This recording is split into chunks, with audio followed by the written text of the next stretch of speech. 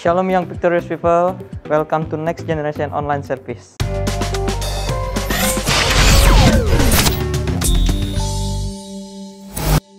Ketemu lagi dengan saya Bro Eko. Hari ini saya akan membawakan tema telinga murid dong.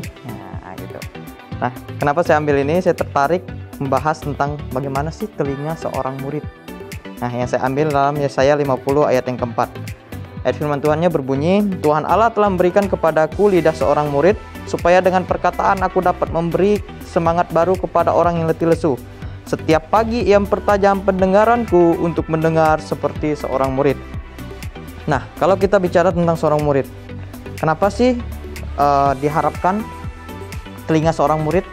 Apa sih yang diharapkan guru di telinga seorang murid? Tentu semua pasti menjawab adalah agar muridnya bisa mendengarkan dengan baik, dengan fokus, dan akhirnya apa yang disampaikan oleh gurunya dapat tersampaikan dengan baik dan muridnya berhasil. Tentu itu yang diharapkan oleh sang guru dari seorang murid. Nah, pertanyaannya adalah, di kitab Yesaya ini kan Yesaya tidak menjelaskan bahwa murid yang seperti apa. Ada beberapa asumsi yang saya temukan adalah, yang pertama, murid atau hamba Tuhan di sini dimaksud adalah semua keturunan Abraham. Yang kedua, ada yang mengatakan bahwa hanya keturunan Abraham yang setia. Yang ketiga, ada yang mengatakan seorang yang tak ternama dalam perjanjian baru yang disebut Yesus atau Mesias. Nah, saya menyimpulkan bahwa apapun asumsi yang mereka sebutkan, yang pasti murid atau hamba yang dimaksud adalah seorang murid yang memiliki telinga yang baik dan luar biasa. Yang pasti adalah yang dimaksud adalah murid yang seperti itu yang di ayat ini. Nah, lalu bagaimanakah teladan daripada seorang murid yang mendengar dengan baik? Dan mengapa Tuhan Allah setiap pagi mempertajam telinga sang murid untuk mendengar? Nah, ini yang kita mau pelajari. Kenapa sih telinga kita perlu dipertajam setiap pagi?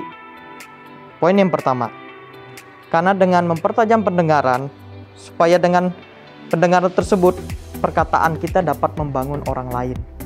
Ya, saya ulangi, perkataan kita dapat membangun orang lain.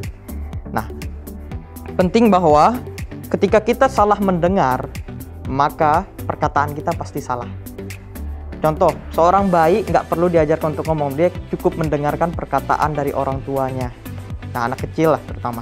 Maka dia akan bisa ngobrol. Begitu juga, kalau dia mendengar perkataan temannya, misalkan tentang hal-hal yang jelek, perkataan-perkataan kotor, otomatis keluar perkataan yang kotor. Nah, saya kasih contoh begini. Penting bahwa pendengaran itu mempengaruhi perkataan. Nah, kita tahu bahwa ada istilah homograf, homofon, dan homonim gitu.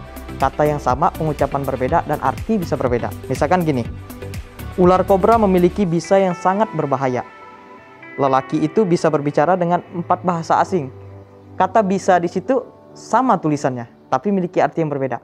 Penting kan untuk pendengaran, mempengaruhi pengucapan. Saya kasih tahu lagi, masa lalu tidak perlu terlalu dipikirkan. Media massa terkadang bisa menjadi racun bagi masyarakat. Ada 2 kata massa di situ. Yang satu massa hurufnya S-nya 1, tapi yang kedua hurufnya S-nya 2. Penyebutan sama, arti berbeda. Nah, contoh yang ketiga, sudah 2 minggu ini ia tidak mengikuti apel pagi. Kakak sedang pergi apel di rumah kekasihnya. Sama-sama kata apel, tapi memiliki makna yang berbeda. Satu upacara, yang satu adalah pengen ketemu. Nah, dinner lah gitu sama pacarnya. Nah, itulah pentingnya. Saya gambarkan adalah berbeda pendengaran. Kita bisa salah ucap ketika kita tidak mendengar hal-hal yang baik. Oleh karena itu, poin yang pertama, kenapa kita harus mempertajam pendengaran kita setiap pagi dan perlu supaya perkataan kita bisa membangun orang lain. Makanya di ayat yang keempat tadi dikatakan bahwa dapat memberi semangat baru kepada orang yang letih lesu. Oleh karena itu, latihlah setiap hari belajar mendengar berita yang baik, berita yang bukan berita hoax, belajar mendengarkan lagu-lagu rohani. Saya ingin katakan bahwa anak Tuhan bukan berarti alergi terhadap lagu-lagu duniawi, tapi kegemaran dan kesukaannya haruslah lagu-lagu rohani. Nah, itulah kira-kira ya. Kemudian yang kedua, kenapa penting untuk mempertajam pendengaran kita setiap hari? Supaya beroleh hikmat bijaksana atau pengertian dari Tuhan. Nah, 1 Samuel 15 ayat 22 mengatakan bahwa mendengar firman itu lebih baik daripada korban persembahan. Keselamatan jiwa sesama itu jauh lebih penting daripada segalanya. Yakobus 1 ayat 9, setiap orang hendaklah cepat untuk mendengar tetapi lambat untuk berkata-kata. Nah, Yesaya 50 ayat 5 berbunyi demikian, Tuhan Allah telah membuka telingaku, aku tidak berontak dan tidak berpaling ke belakang. Nah, kalau kita pengen hidup bijaksana, hendaklah kita banyak mendengar. Firman Tuhan sudah banyak ayat mengatakan bahwa penting untuk mendengar. Kenapa? Biar kita beroleh bijaksana. Coba perhatikan, saat Salomo meminta kepada Tuhan, dia mendengarkan nasihat Tuhan. Sehingga apa? Apa yang dia minta adalah hikmat dan kebijaksanaan. Dia mendengarkan betul-betul suara Tuhan. Oleh karena itu, hari-hari ini banyak orang nggak mau mendengar. Dia hanya pengen setelah orang memberikan suatu perkataan, dia pengen cepat-cepat menanggapi tanpa dia mendengarkan secara keseluruhan. Nah, oleh karena itu, poin yang kedua, kenapa kita perlu mempertajam pendengaran kita, terutama pendengaran akan firman Tuhan, supaya kita beroleh hikmat, bijaksana, dan pengertian daripada Tuhan.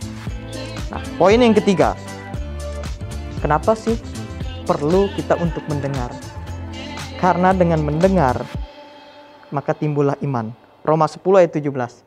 Jadi iman timbul dari pendengaran, pendengaran oleh firman Kristus. Nah, orang tua mengeluh, tadi saya bilang bahwa kenapa sih anak-anak sering kata kotor?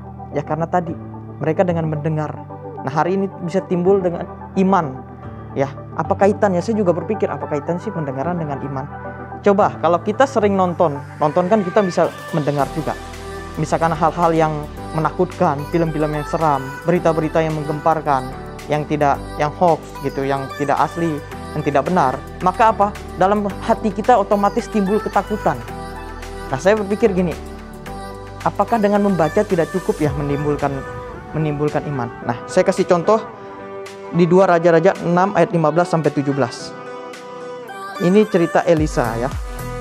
Ketika pelayan abdi Allah bangun pagi-pagi pergi keluar, maka tampaklah suatu tentara dan kuda dan kereta di sekeliling kota itu. Lalu berkatalah bujangnya itu kepadanya, "Celaka tuanku, apakah yang akan kita perbuat?" Jawabnya, "Jangan takut, sebab lebih banyak yang menyertai kita daripada yang menyertai mereka." Lalu berdoalah Elisa, "Ya Tuhan, bukalah kiranya matanya supaya ia melihat." Maka Tuhan membuka mata bujang itu sehingga ia melihat. Tampaklah gunung itu penuh dengan kuda dan kereta berapi di sekeliling Elisa. Nah, gini, kalau kita misalkan membaca suatu pesan, kadang kita kan bisa jadi nggak jelas nih, apa sih pesannya? Aduh, apa ya? Kita berusaha menafsirkan isi pesan tersebut. Tapi coba, kalau kita langsung berhadapan sama si pengirim pesan, kita bisa langsung nanya kan, ini maksudnya apa sih? Dia menjelaskan. Kita mendengar secara langsung dan pemahamannya nggak keliru. Maka itulah yang dimaksud bahwa karena iman timbul dari pendengaran. Coba lihat di Elisa, dia langsung mendengar suara Tuhan, makanya dia nggak ragu. Maka timbul langsung iman dia. Dia nggak takut berapa banyak tentara di situ. Nah, makanya itu pengaruh pendengaran ternyata besar ketimbang kita hanya sebagai membaca.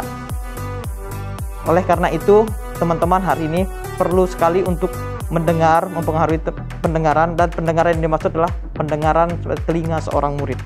Saya sudah jabarkan poin yang pertama, yaitu yang dimaksud dengan pendengaran seorang murid adalah supaya dapat membangun orang lain, supaya orang lain yang kurang semangat, letih lesu, dapat terbangun kembali dengan kita berbicara. Itu hasil pendengaran kita yang baik akan firman Tuhan. Kemudian yang kedua, supaya kita beroleh hikmat dan bijaksana pengertian daripada Tuhan.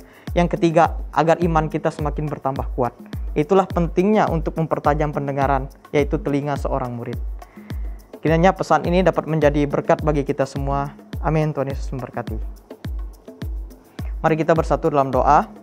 Bapa yang baik, Bapa di surga, terima kasih Bapa, kami hari ini belajar tentang telinga seorang murid. Biarlah kiranya setiap pagi kami mempertajam pendengaran kami. Hal yang pertama yang kami dengar adalah kebenaran firman-Mu Bapa. Baik itu sekarang melalui media sosial, mudah sekali kami untuk mendengarkan pembacaan Alkitab Bapa.